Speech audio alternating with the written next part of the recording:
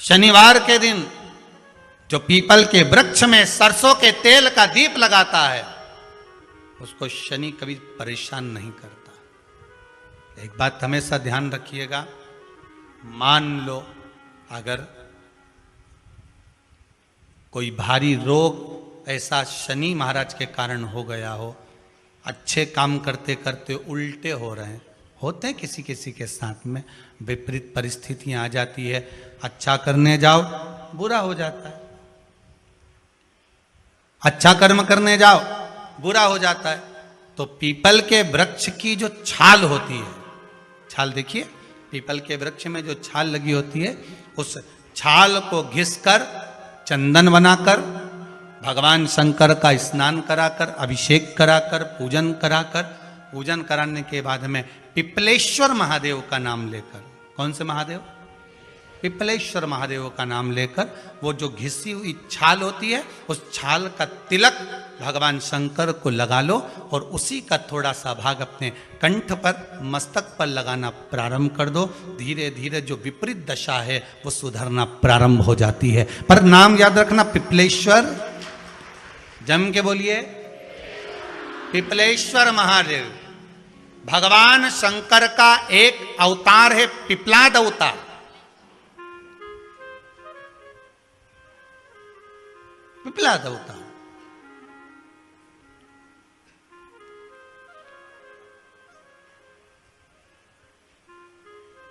जब दधीचि ऋषि की अस्थियां चली गई, उनकी धर्मपत्नी सुवाच ने देखा मेरे पति को मार दिया गया, मेरे पति की अस्थियां ले गए राक्षसों का संहार करने के लिए, उनकी अस्थियां लेकर चले गए, मेरा पति चले गया। सुवाच गर्व से थी, मरना चाहती थी, प्राण छोड़ना चाहती थी। शिव जी ने देखा ये तो अग्नि के ऊपर चढ़कर अपनी देह त्याग रही है।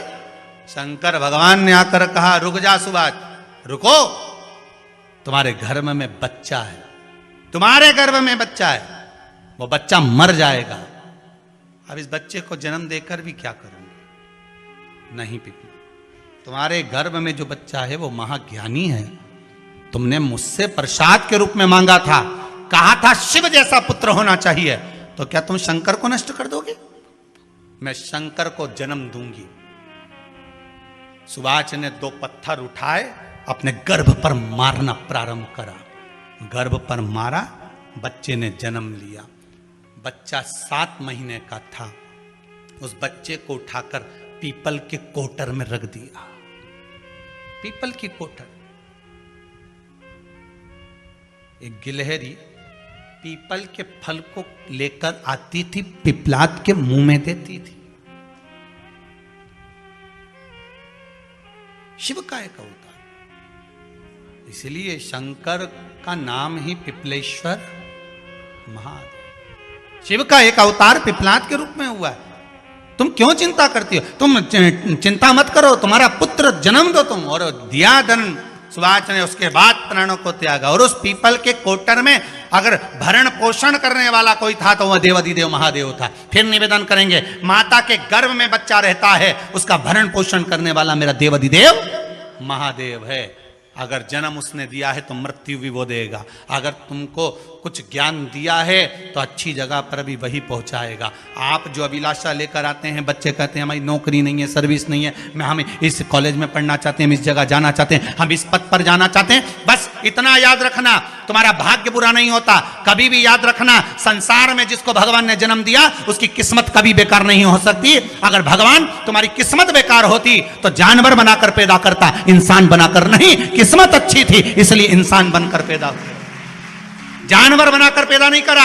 अगर तुम्हारी किस्मत अच्छी थी इसलिए मनुष्य बनकर पैदा हुए हो, इंसान बनकर पैदा हुए हो, मानव बनकर पैदा हुए हो। भगवान को दोष मत देना कि भगवान ने किस्मत बेकार दी है। भगवान ने किस्मत अच्छी बनाई है इसलिए तुझे मृत्यु लोक में जन्म दिया।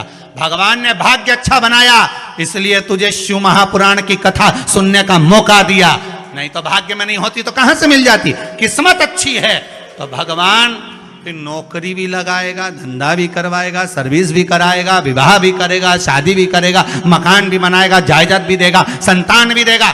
उसने दिया है पेट तो भरेगा वही। हम काय को अपने माथे पर लें?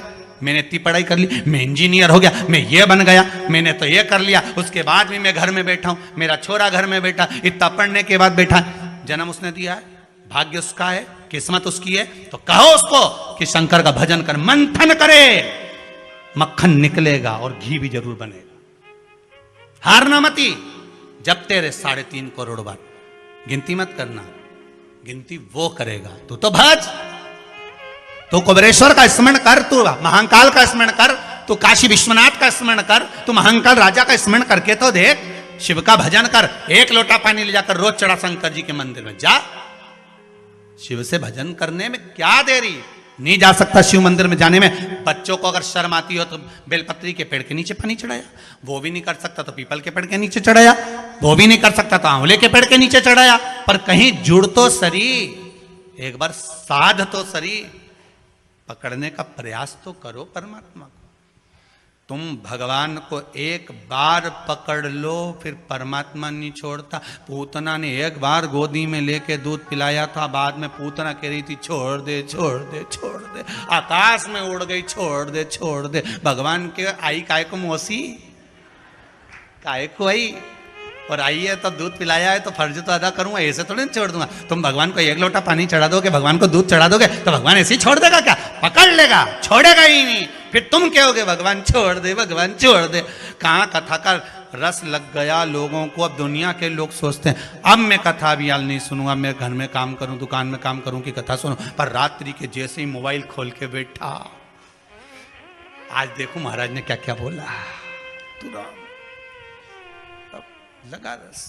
कितना भी अगर कोई वास्तु दोष बता दिया, पितृ दोष बता दिया, काल सर्प दोष बता दिया, कितना भी अगर कोई दोष बता दे, तो पीपल का जो जल वृक्ष में से झड़ता है, कभी कभी आप उसके नीचे हाथ रखकर देखना, थाली रखकर देखना, उसमें पत्थर पर देखना, तो वहां पर भी पानी के निशान आपको मिलेंगे, बूंद के निशान मिलेंगे।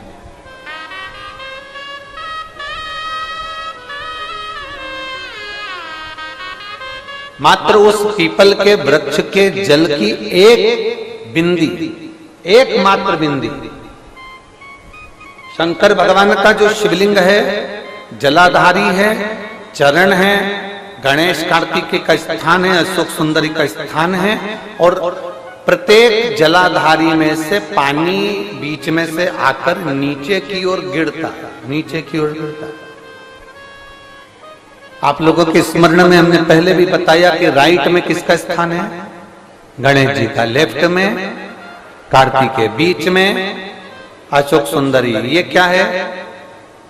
पार्वती जी का हस्त कमल, शिवलिंग, और ऊपर से जो जल एक एक बूंद शंकर जी के शिवलिंग पर गिर रहा है, वो शंकर जी की 5 लड़कियां जया, विषहरा, शामली बारी, दौतली और देव। शंकर जी की 5 लड़कियों, एक एक बूंद पानी शिव जी पर गिरा। जहां जल नीचे गिरता है उस स्थान से जहां तक जल बहकर जा रहा है, उस स्थान तक 33 कोटि देवताओं का स्थान, 33 कोटि देवताओं का स्थान। अब जहां पानी आया, जहां नीचे गिरा, उसके बीच में जो स्थान होता है, आप लोगों ने देखा है कि नहीं देखा? जिनने देखा है जरा हाथ उठाओ। ये पानी जैसे यहां तक आया और यहां के बाद नीचे गिरेगा, तब वो नाली के माध्यम से बाहर जाएगा। तो जितनी दूर यहां से वो नीचे की ओर जो गिर रहा है, यहां से वो नीचे की ओर जो पानी जा रहा है, ये जो स्थान होता है, ये हमारे 3 दोषों को निवारण तुरंत कर देता है।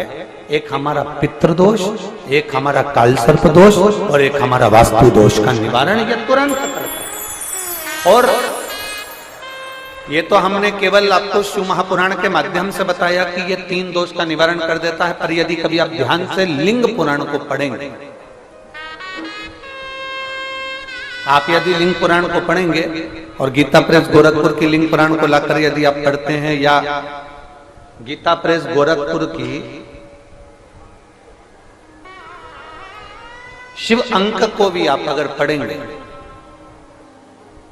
उसका नंबर हमारे स्मरण में नहीं आ रहा है, शिव अंकों को भी अगर आप पढ़ेंगे तो उसमें भी आपको वर्णन मिलेगा कि हम तो केवल 3 दोष का बता रहे हैं, पर हमारे शास्त्र तो यहाँ पर और भी दोषों का वर्णन कर रहे हैं। जैसे किसी ने बता दिया आपको शनि का दोष है, किसी ने बता दिया मंगल का दोष है, किसी ने बता दिया आपको केतु का दोष है, किसी ने बता दिया आपको राहु का दोष है, किसी ने आपको कह दिया कि बृहस्पति का दोष है, किसी ने कह दिया आपको ये वाला दोष है। दुनिया के जितने दोष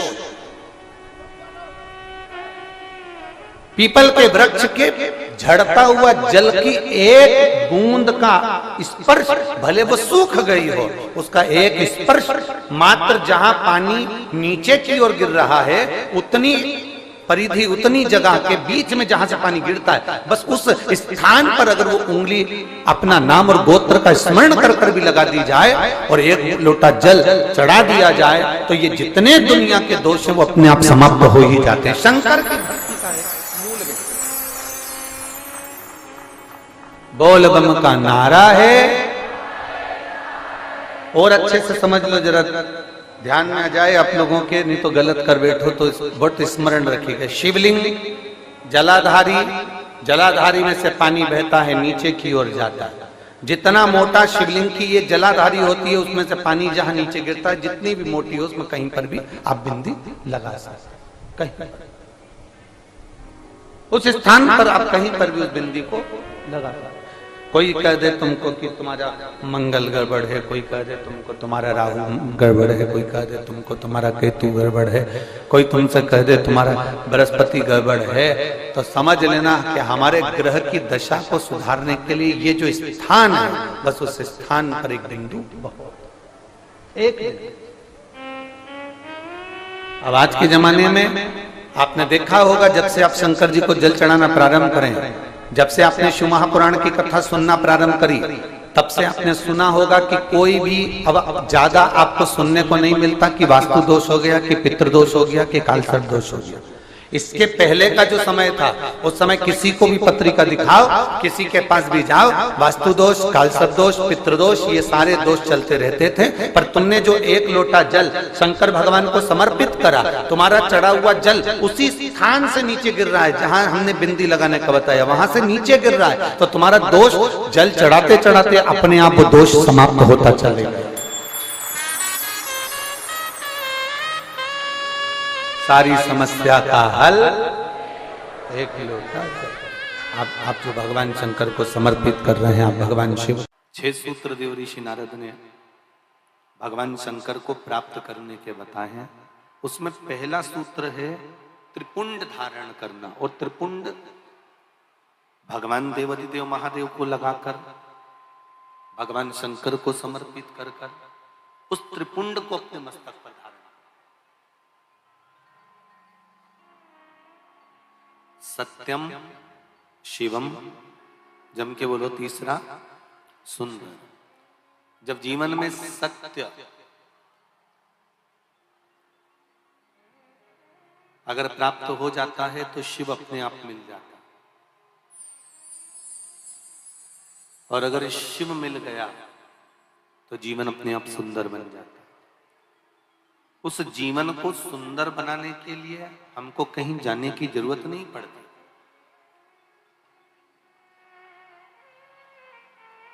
जीवन की सुंदरता परमात्मा का भजन।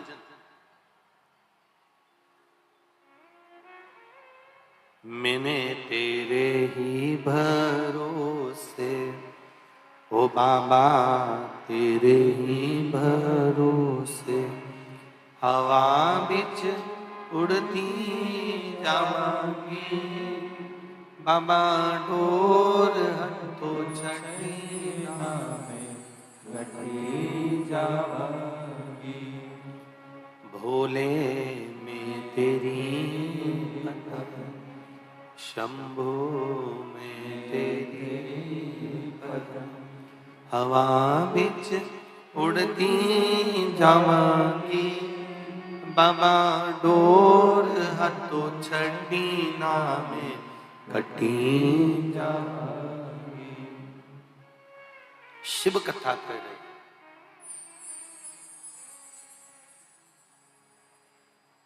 शिव मंदिर में लगाया गया, चाहे भस्म हो, चाहे चंदन हो, हल्दी हो, अबीर हो, गुलाल हो,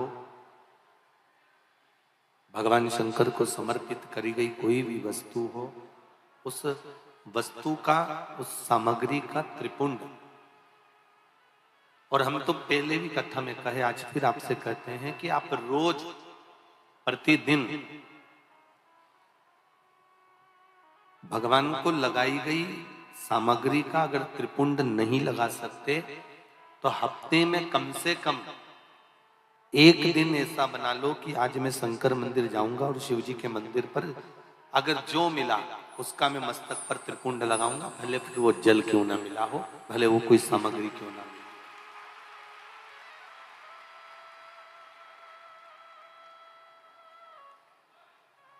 एक त्रिपुंड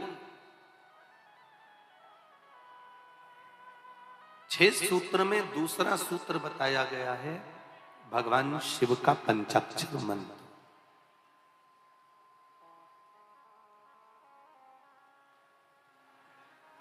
देवऋषि नारद कहते हैं ये दूसरा सूत्र है। इस दूसरे सूत्र में भगवान के पंचाक्षर मंत्र की मूलता कर, नमः शिवाय नमः शिवाय, ये पंचाक्षर मंत्र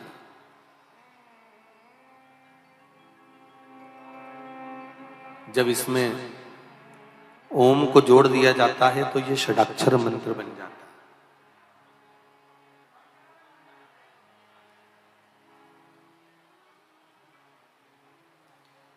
है। स्त्रियां, नारियां, माताएं जब भी मंत्र का जाप करती है ना, जब भी षडाक्षर मंत्र का जाप करती है तो वो पंचाक्षर से चालू करती है।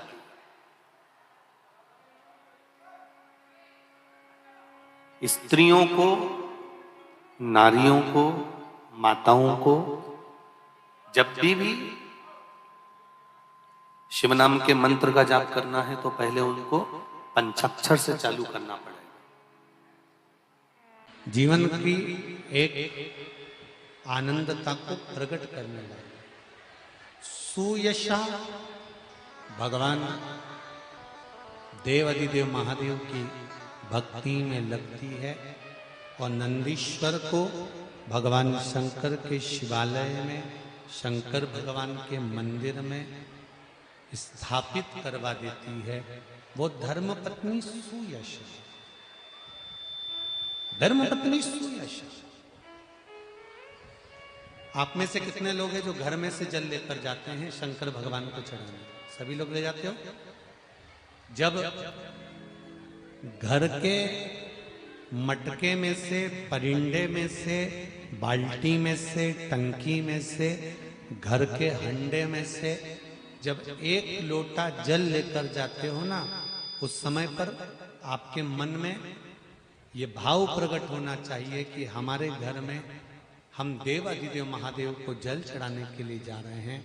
हे शिव शंकर, अगर घर में पितृदोष है, कालसर्प दोष है, वास्तु दोष है, या मेरे घर के अंदर कोई भी दोष है, एक लोटा जल जब मैं आप पर समर्पित करूं तो मेरे देवाधिदेव महादेव हमारे घर के सारे रोग, दोष, बीमारी, कष्ट को दूर कर देना और तेरे चरणारविंद का जल देकर हमारे घर को पवित्र कर दे। तेरे चरणों का जल हमको प्राप्त हो जाए जिससे हमारा जीवन सार्थक हो जाए। घर से जल लेकर जाओ तो ये कहकर जाओ कि हमारे कुछ दोष होंगे पूर्व के, कुछ पाप कर्म होंगे पूर्व के, वो तेरे दरवाजे पर जल चढ़ाने से मिट जाएंगे। जब वहां से आओ तो थोड़ा सा जल लाते हो, साथ में थोड़ा सा जल कलश में 2 बूंद 4 बूंद जो भी तुम लेकर आते हो वो लाकर घर में छींटते हुए प्रवेश करो। क्यों? क्योंकि हमारे घर का कोई दोष होगा, बाबा को जल चढ़ाने से वो मिट जाएगा और बाबा के चरणारविंद का जल लाकर घर में छींटने से लक्ष्मी और वैभव बढ़ जाएगा। ये उसकी कृपा से, ये उसकी दया से, ये उसकी करुणा से। महाराज श्रावण का महीना चल रहा है। सावन के महीने में कार्तिकेय महाराज की धर्म पत्नी देवसेना और वल्ली देवी, कौन कौन है? जम के बोलो जरा। देवसेना और वल्ली देवी।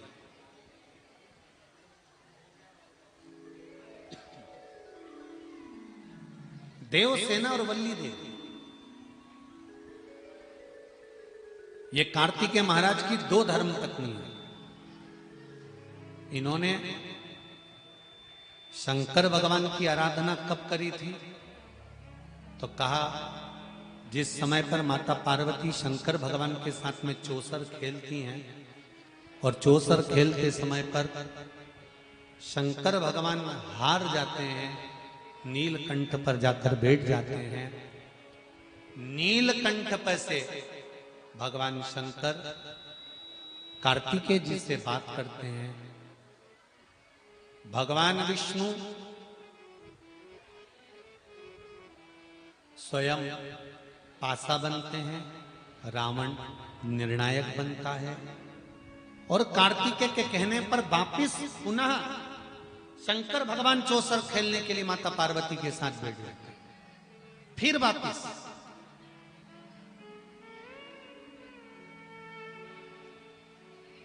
और शंकर भगवान जब माता पार्वती के साथ चौसर खेलने वापिस बैठते हैं, पुनः विराजमान जब हो जाते हैं, फिर बैठ जाते हैं।